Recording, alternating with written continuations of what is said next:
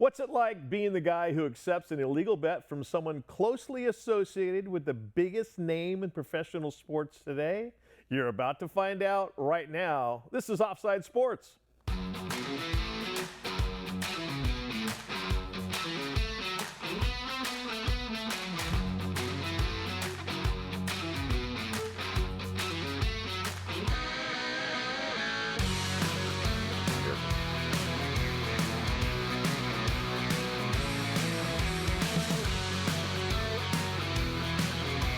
Hi, everybody, and welcome to another episode of Offside Sports, live from the Loft 100 studios in Southern California, presented by Turtlebox Audio. Waterproof and insanely loud, be unafraid of what others think. Check out their incredible lineup of portable speakers at turtleboxaudio.com.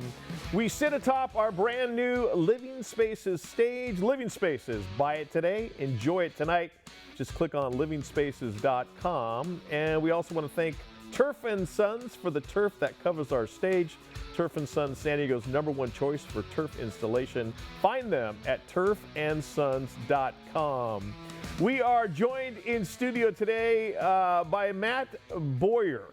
For those of you who have never heard of Matt Bowyer, maybe you've heard of Shohei Ohtani, and his former translator, Ippei Mitsuhara, who placed at least 19,000 bets in excess of $300 million with bets. Booking operation from September 2021 to January 2024, gambling sometimes up to $100,000 a game. Matt, first off, thank you for joining us in studio. This is an incredible story, and I'm just going to simply ask you, how does one begin taking bets from Shohei Ohtani's translator? You know, thanks for having me. Absolutely. I actually met Ippei at a poker game. I became friendly with a bunch of Angels players. Okay. And so our relationship grew. We started playing golf together. And then one night after a San Diego Padres Angels game, I went to their team hotel. Okay. And we went to a little after party, poker party in the hotel. And it was a private event, obviously. So I was invited, so I went there, and Ippei was on his phone putting in sports bets. So at that time, a friend of mine who was with me said, you know, Matt does that. And so that's how the relationship started. Matt does that mean, how long was your illegal bookmaking operation up and running before you met Ippei? You know, I've been booking bets since I was 16 years old. Oh, wow, okay. Yeah, I mean, off and on, obviously. When I was that age, I didn't really have that much money. So $50 bets, $25 bets. But, you know, I've gambled my whole life. Okay. And it didn't really become a business, I'd say, until I was maybe 21.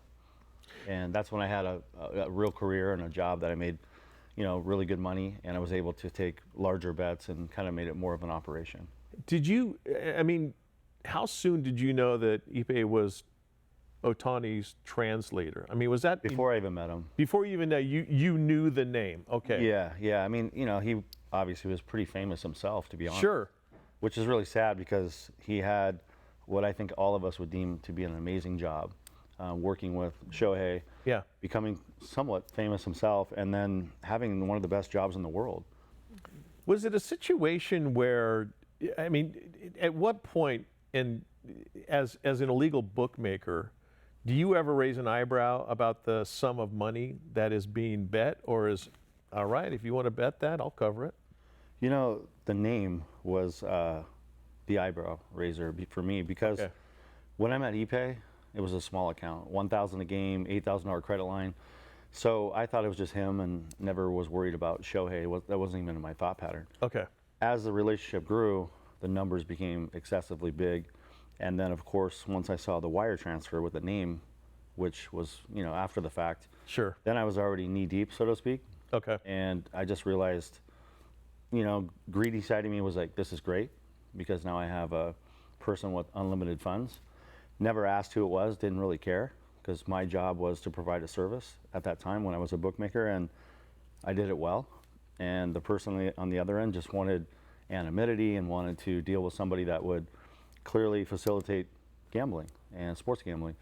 I also had an online casino as well, which was, you know, virtual blackjack with cameras and craps, etc. Okay. So people did that too, but for the most part, the relationships that I built was really more important than anything, because a lot of my customers were doctors, lawyers, people that really want to keep it on the DL, so to speak. And Gotcha.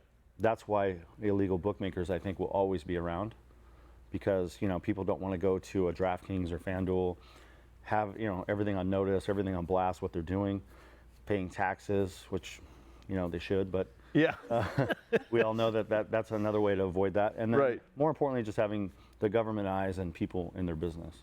When someone is throwing down the amounts that Mitsuhara was throwing down, and you talk about over $100,000 on a single, now, for all intents and purposes, he never gambled on baseball. No, definitely did not. Did not gamble. Okay, did not. And I monitored that originally, to make sure. Sure. Because I didn't want that set of problems as well. Yeah. And having What were most of his bets on? I would say 80% soccer. Okay. Yeah, I mean, he was really a soccer, that was his thing. He just bet soccer, and he would bet very weird hours. It was interesting, meaning obviously some of these soccer games are in different countries, or most of them are, that he's betting. Okay. So we're sleeping when he's betting these games. So he was clearly a night owl, Yeah. And the amount of soccer bets were, as you said, 19,000 bets, which in a 2-year period, that's a lot of work. That's a full-time job in itself. Did you ever think I need to pull in the reins here and start asking a few questions just Definitely. for self-preservation? I did for many reasons. One, I hate to say it, but I'm a greedy person. Let's be real. I mean, I was running a big operation and I was making a lot of money, Yeah. so I don't want to shy away from It's my. intoxicating. Yeah, it was, and I also had a gambling issue myself that I was feeding. But the reason I didn't really ask too many questions is I didn't really want to know the answer. I was kind of afraid of the end result. Is it Shohei? Is it not? Is he stealing the money? I never really thought of that, to be honest, until it happened. Okay. Because at the end of this, I don't want to ever be part of something like that. I didn't want to be part of something like that, and to this day, I feel bad. You have an interpreter who lost his job, who's in prison. You have Shohei Ohtani, who I think is one of the best athletes ever to walk the earth. I think right now probably the most recognizable pro athlete, period. Easily. I mean, he's the Tiger Woods of this era. Yeah. Times 5, really, because he's international. And then there's some stigma to him now. And I feel like I'm part of that. Well, and also that what appears to be that deep friendship that the two of them Sure. had together just dissolved, or as far as we know, I mean, Right. Yeah, there's the human wonder. factor of it too. yeah, the human element side of like, are they still friends? Do they hate each other now? And Right. where has that gone? And you have him, he's in prison for, I think, 57 months. Then he's going to be deported. His whole life has changed drastically in a negative way. And I feel a little guilt because I had a hand in that. Have you had any contact with him? Is he allowed to contact you, or is No. I don't know what the parameters of his We're not supposed incarceration to communicate, but Okay. I'm probably going to write him a letter, Gotcha. just because I do feel, again, he never expressed any remorse. If you look at our text messages, which the government released all of it, Yeah. it states he kind of making fun of himself a lot. And we do that as gamblers. You lose a game, it's like, I'm not really good at this, but anyway, what's the next game? Exactly. So if you look at his text messaging, you'll see that he never shows like any sign of like true, oh my God, I'm in trouble, or I've lost way too much money. That's never even brought up at all until the very end, where I say to him, like one of the very last texts, it's all a cover up. When did you know that something was off or that you were being investigated? Like, how did that part go down?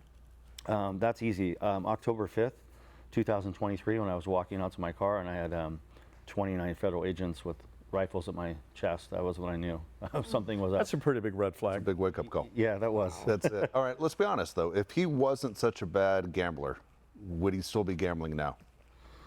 I mean, it depends. If he was a professional, no, I would have cut him a long time ago. It's rare. It's less than 1% that really beat this business, and they are usually analytical nerds that are running MIT algorithms that go through a website, and you could pick it off within a week. So most professional bookmakers that know what they're doing will get rid of that literally within 24 hours to 7 days. So yeah, he would be long gone. Wow. Yeah. Matt, we're obviously going to have you on for another segment here, but I'm curious with any of your clients at the time. Allison asked that question. Do you think of pulling back the reins or saying, "Hey, you've got an issue"? Have you ever done that with any of your clients while you were making book? Many times. again, I don't want to portray myself as an angel because I'm not.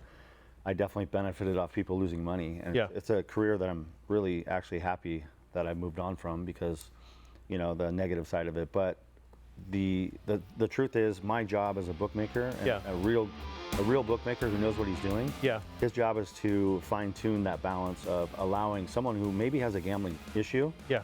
to maintain control to where they still pay their bills and don't affect their lifestyle. And if you could find that fine line as a bookmaker, which I think I was pretty good at it for the most part, Yeah. not in this scenario, you actually can do very well because you're controlling, you know, what a person does and how much funds they have to lose.